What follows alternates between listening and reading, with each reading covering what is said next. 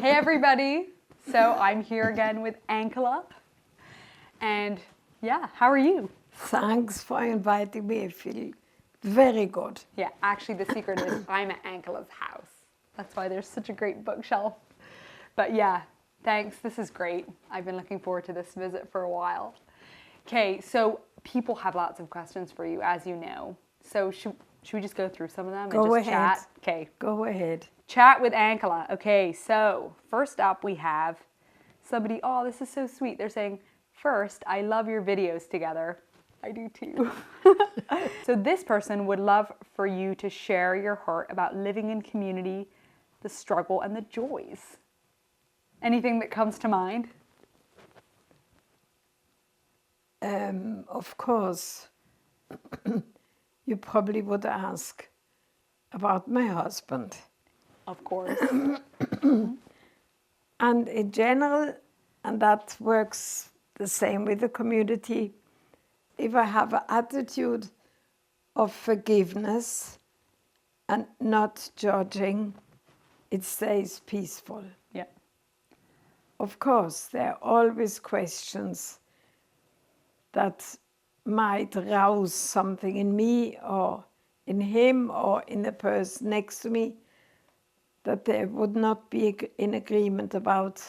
I can't think of an example right now. But if you stop, if you don't answer too quick, take your time, and you can get pretty far without getting into an argument. Usually, if you get into an argument, you have to find a place to stop.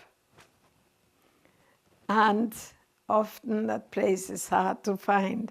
But we discovered, even if there's a difference in opinion or in feeling, to let it rest. A few hours later, you come back and you can talk much more peaceful about the same thing. Yeah. I wish I would think of a real good example.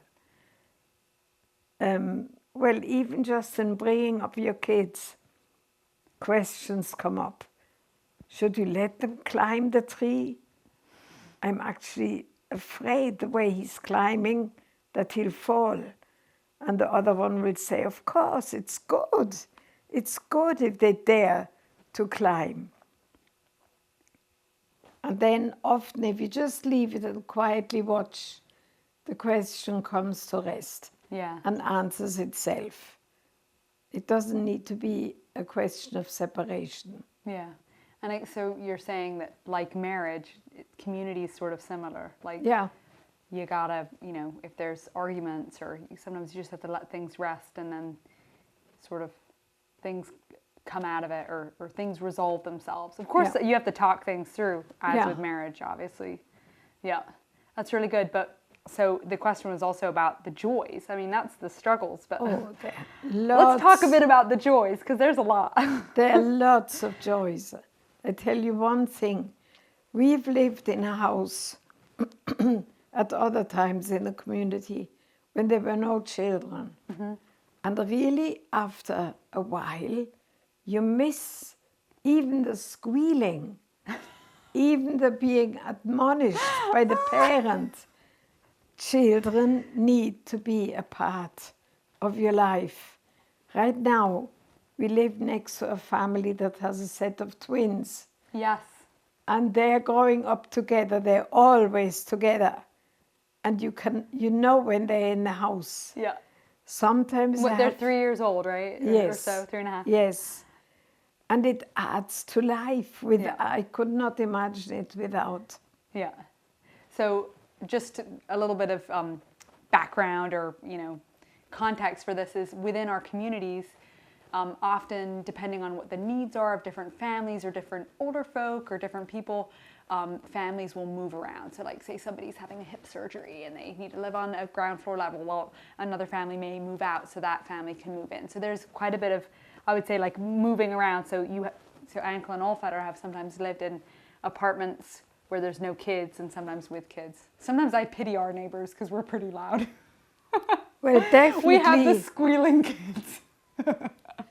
Definitely for me, one of the joys in the life is children. Yeah.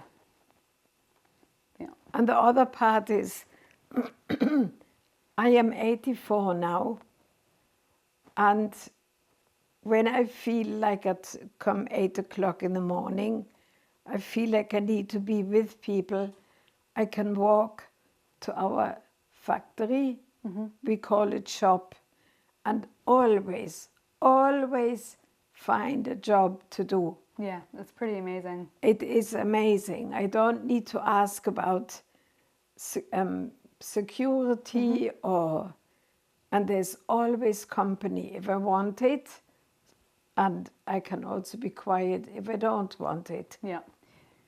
So Ankela is referring to our factories, our shops, our businesses, and we have two main businesses, right? One is called Riften Equipment, making equipment for people with special needs, like chairs and walkers and different toileting devices. And then the community playthings, the CP, is toys, furniture made out of wood, and also For they make daycare trikes, yeah, stuff for centers. daycares, for people's houses. They make blocks, all kinds of stuff.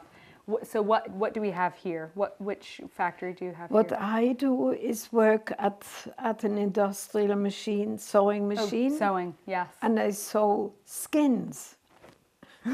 Skins for what? For cots. Okay. You say that word. For cots. Yes. Like beds.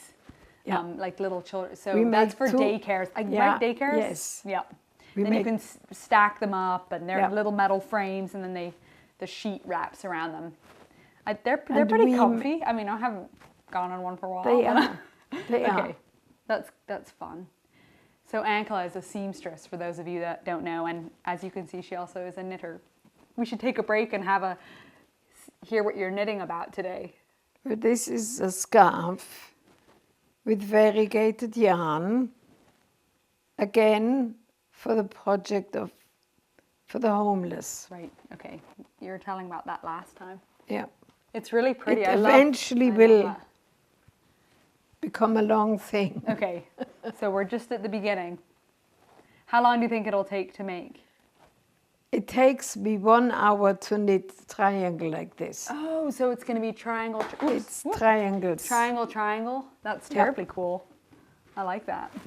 I've timed myself because I keep this kind of knitting for when we travel someplace. Okay. The whole through way long. Yes. I knit this. That's so cool. Yeah. I think it's very pretty. Does it go into, is it just these main colors, or is it? Yeah. Okay, that's very pretty. And it also looks warm. The colors are warm.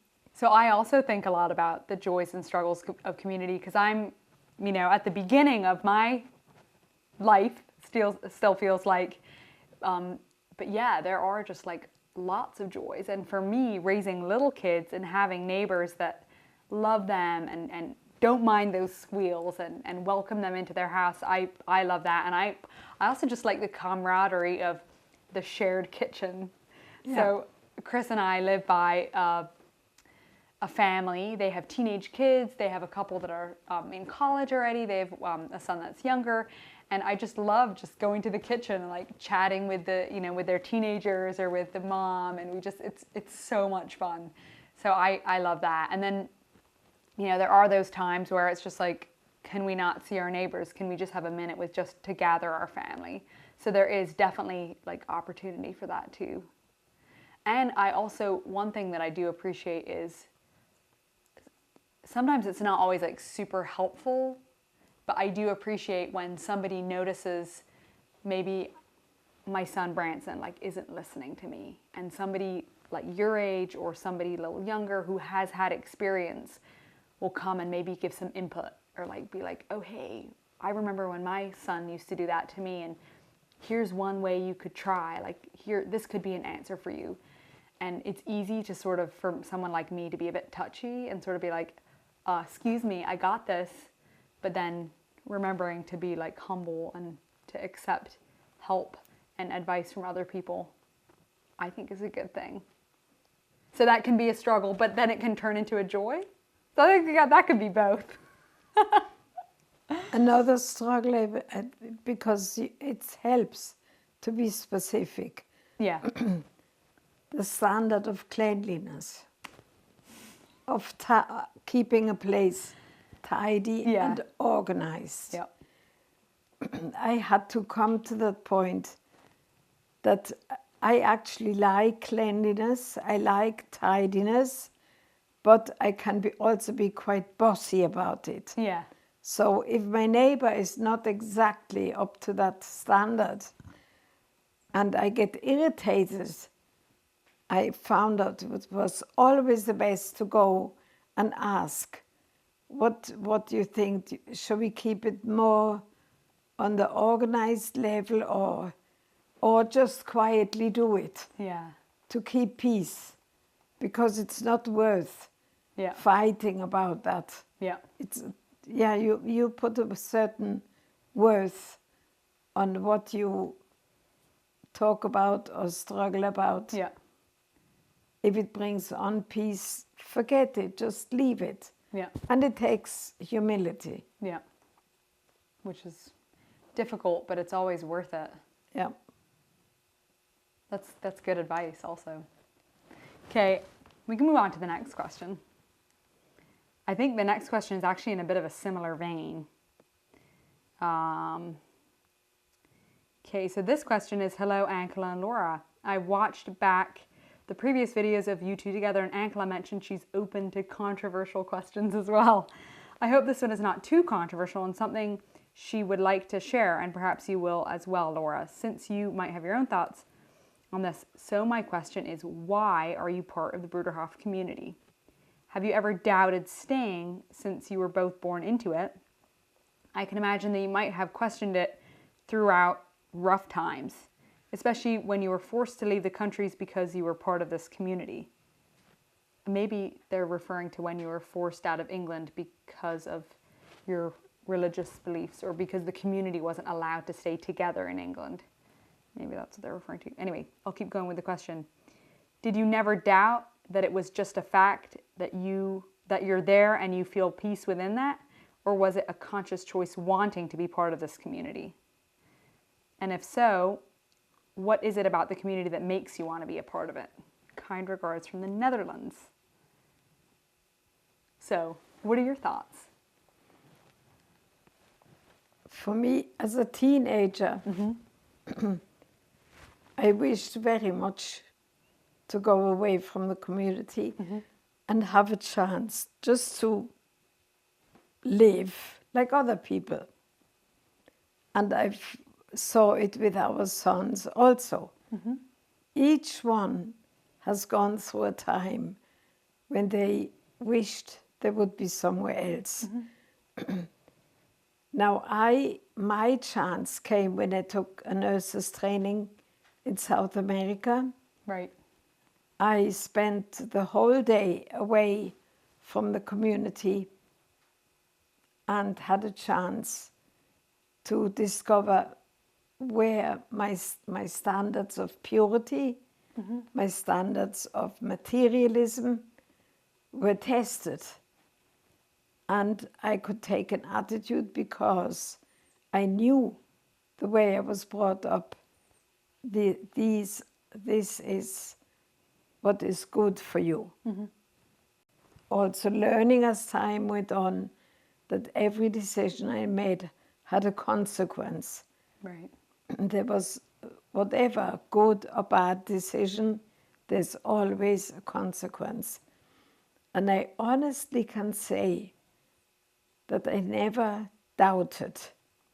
Just like in our marriage, I never will and have considered divorce because I promised, and that was free willing to remain faithful to the life as well as to my husband. And the wonderful thing is, in our life, if things got shaky or we were at a crisis, there was always somebody we could go and share and see the crisis through. Yeah. Which I know is not possible for many, many Yeah. other people. Well, and it's people you can trust, Yeah, people that, you feel close to, and yeah, people that can help, and they're helping with the strength of God. many things. You just have to live in trust. And if you have this basic trust to start with, like my decision to join this life came definitely not because my parents are living like that. It was not like that. And that's what carries me through. Yeah. Yeah, and one thing I do want to tell you, our friends and viewers, is that both Ankela and myself, like, I was born into the community. I know I've said this on other videos before, but just because you're born, your parents were members, and you're born into the community doesn't mean that it's automatic membership. Every single member who is here has felt a call and has free willingly made a decision to be here.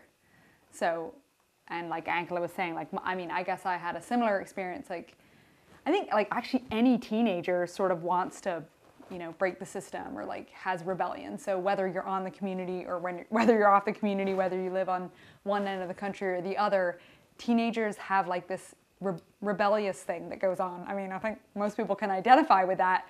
So they'll be rebelling with whatever is going on in their lives. And so kids who were born in the community will be rebelling what's going on in their lives. So yeah, I guess I mean, that kind of happened to me. But then I went to England. I was there for 2 years. And one of those years, I lived with my grandparents in a town just north of London called Luton. For those of you that live in England, yes, it was Luton. A friend of ours was working in the Luton Dunstable Hospital as a placement, and so we kind of had a little community house supporting him and his family. Anyway, that's a separate story. But I was out and about in the neighborhood, did different things, did different volunteer work when I was there. And then I went to college. I kind of had experience doing a bunch of stuff. But I felt a call to be here and to serve Jesus, and it was my conversion and my faith to Jesus. The next step then was community. So I don't know if I'm explaining this well enough, but it's faith to Jesus is what keeps me faithful here to the church. Yeah. And I know that's an example that I've also seen from my grandparents and from so many other people. And if we all have that faith, that's what also keeps us strong. So like when I'm feeling weak or feeling down, that's when I turn and get help. And that's what Ankela was talking about before. And there's always going to be somebody that's strong for you when you're down, or you can be that strong person when someone else is down. So I think about that a lot. That also will answer another question that you had. Yeah. If we go to other churches, Oh yeah, that was the or other. connect with other faiths, yes, we do. Yeah. Because at least for me, my faith in Jesus is very simple. Yeah. And firm. And if I go to another church and hear other teachings, good. Then I hear things that move other people. They might not move me, but that's okay. Yeah. It's nothing against. Yeah. So again, not to judge others is very important to me. Yeah, and actually, it's interesting that, so the question here was, I'll jump back into that question just because it all goes together. See if I can find it. Oh, here, oops. Okay, it's saying, I would love to know how much contact you have with people outside the Bruderhof, especially other Christians. Do you have Christian friends who are not part of the Bruderhof, or do you mainly just mix with people in the Bruderhof? Do you ever attend services at churches outside the Bruderhof? Are all your relatives in the Bruderhof? Wow, that's a lot of questions here. But yeah, going back to the churches, so interesting, when Ankela and Alfred and I were living in that house in Luton, every Sunday we were committed to visiting a different church. We went to Anglican, we went to Catholic, we went to Pentecostal, we went to, one day we walked into, it was actually very beautiful, but we walked into a service that was church, a Nigerian church. And it was just amazing. It was this absolutely huge room, and it was just, it was a very unique experience for me. I never experienced the likes, but it was so awesome, and it was so beautiful to see other people worshiping Jesus in different ways. Alive. Yep.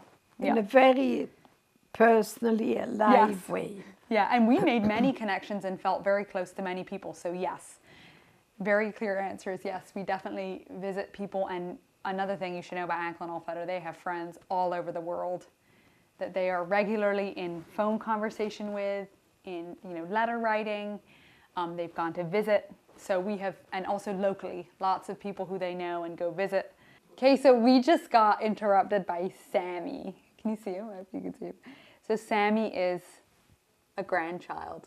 No, Sammy's not a grandchild. But Sammy is the dog of your oldest son, Tim. So here's Sammy. Is here for the rest of the video, hopefully. Anyway, what were we talking about? Oh, I know, we were talking about when we lived in Luton and we visited churches. Yeah. And that you have friends all over the world, you have friends in the neighborhood. And I was remembering back to when I was a kid. And I think now that I look back, I think it was because my parents wanted to get a break from us. But we would sometimes come for the weekend, an individual, we called it camping with Ankela. And on those visits, we would visit many neighbors and pick apples, and then we'd bring the apples to the next neighbor, and we would spend time in their house and drink lemonade in the summer. And I just have a lot of memories like that. So the answer is yes, we do a lot with people that aren't members of the Bruderhof, which is wonderful. We are really interested in people. Yeah. Also that's of a different faith. Absolutely. Yeah. And then tend to listen, and mostly the joys and the needs we share are very much like ours. Yeah. Well, we're all human beings. We're all people. So I feel like that would be wonderful similarity there. Anything else? So I just want to go back to this question here. I just was while I was talking, I just was thinking a bit more about